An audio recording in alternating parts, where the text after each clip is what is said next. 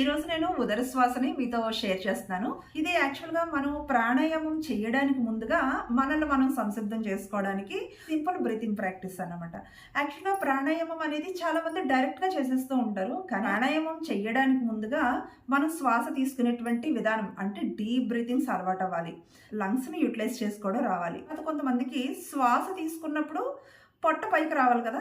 అలా కాకుండా పొట్ట లోపలికి వెళ్తూ ఉంటుంది. ఇలాంటి చిన్న చిన్న డిఫెక్ట్స్ ఏవైనా ఉన్నట్లయితే కనుక మొట్టమొదట ఇవి సెట్ చేసుకుని తర్వాత మాత్రమే ప్రాణాయామం చేయాలి. ఇందులో వాడేటువంటి సింపుల్ బ్రీతింగ్ ప్రాక్టీసెస్‌లో ఒకటి ఉదర శ్వాస. ఈ ఉదర శ్వాస వలన కలిగేటువంటి ఉపయోగం ఏమిటంటే మన అబ్డోమినల్ పార్ట్‌లో ఉన్నటువంటి ఆర్గన్స్ అన్నీ కూడా అంటే మన అబ్డోమినల్ పార్ట్లో ఏముంటాయి, మన లివర్, ఇంటెస్టైన్స్, మన డైజెషన్ సిస్టంలో ఇన్వాల్వ్ అయ్యేటువంటి మన స్టమక్, స్మాల్ ఇంటెస్టైన్స్, ప్యాంక్రియాస్, ఇవన్నీ కూడా టోటల్గా ఈ ఆర్గన్స్ అన్నిటినీ కూడా సెల్స్ దగ్గర నుంచి కూడా టోనప్ చేయడానికి ఈ ఉదర శ్వాస అనేది మనకి ఉపయోగపడడం జరుగుతుంది. తర్వాత కొంతమంది శ్వాస తీసుకున్నప్పుడు అంటే గాలి మనం బెలూన్లో గాలి ఫిల్ చేసామనుకోండి, ఇలా ఉబ్బాలి కదా, అలా ఉబ్బడానికి బదులుగా దగ్గరికి ముడుచుకోదు కదా. అదే మాదిరిగా మనం శ్వాస తీసుకున్నప్పుడు మన పొట్ట భాగం పైకి రావాలి, శ్వాస విడిచిపెట్టినప్పుడు లోపలికి వెళ్తూ ఉండాలి. కొంతమందికి దానికి ఆపోజిట్లో జరుగుతూ ఉంటుంది. సో ఈ చిన్న డిఫెక్ట్ని సెట్ చేయడానికి కూడా మనకి ఉదర శ్వాస అనేది ఉపయోగపడడం జరుగుతుంది. శ్వాస తీసుకుని విడిచిపెట్టే విధానంలో చిన్న కరెక్షన్ కూడా ఈ ఉదర శ్వాస వల్ల మనకు జరుగుతుంది. ఇలా చేయాలి అంటే మొట్టమొదట శవాసనలో రిలాక్స్గా ఉండాలి. శవాసనలో విశ్రాంతిగా ఉండాలి. కంప్లీట్గా మీ మైండ్ ఫోకస్ అంతా కూడా అన్ని వైపుల నుంచి మైండ్ డిటాచ్ చేసేయండి. మీ మీదే మీ ధ్యాస ఉండాలి. మీ శరీరము, మనసు రెండింటిని అలా గమనిస్తూ విశ్రాంతిగా ఉండాలి. ఏ విషయాలు ఆలోచించొద్దు. నెమ్మదిగా సహజ శ్వాస.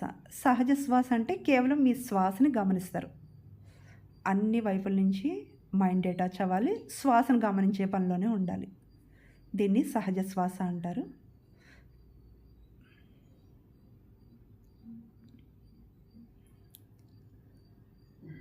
ఓకే, నెమ్మదిగా ఇప్పుడు ఉదర శ్వాస. రిలాక్స్గా ఉండాలి. నెమ్మదిగా గాలి తీసుకొని మీ అబ్డోమినల్ పార్ట్ అంతా కూడా పూర్తిగా ఫిల్ చేయాలి. పొట్ట అంతా ఎక్కడ కూడా గ్యాప్ లేదు అన్నట్లుగా గాలితో నింపి పొట్ట పైకి తీసుకురావాలి.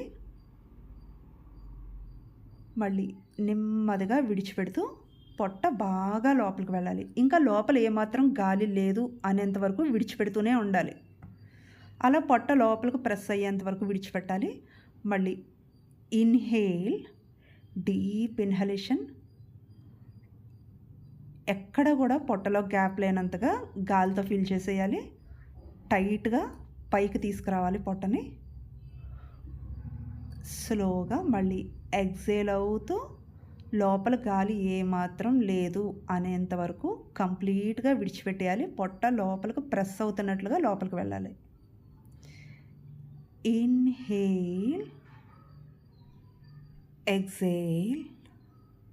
తిరిగి మళ్ళీ సహజ శ్వాస. కేవలం మీరు మీ శ్వాసను గమనించాలి. Normal breath. రిలాక్స్గా ఉండాలి. ఇలా మీరు స్టార్టింగ్ వచ్చి ఒక 3 టైమ్స్ చేయండి. అలా మీరు పోను నెమ్మదిగా 5 టైమ్స్ ఇలా 10 టైమ్స్ వరకు మీ టైం, మీ కన్వీనియన్స్ని బట్టి కూడా మీరు చేయొచ్చు.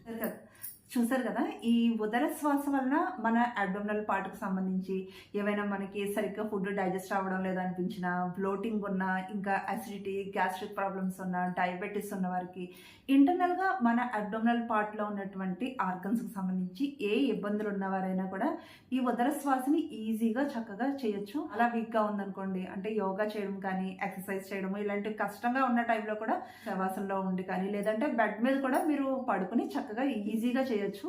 వీడియో మీకు నచ్చినట్లయితే కనుక తప్పకుండా నా వీడియోని సబ్స్క్రైబ్ చేయండి, ఇంకా లైక్ చేయండి, షేర్ చేయండి.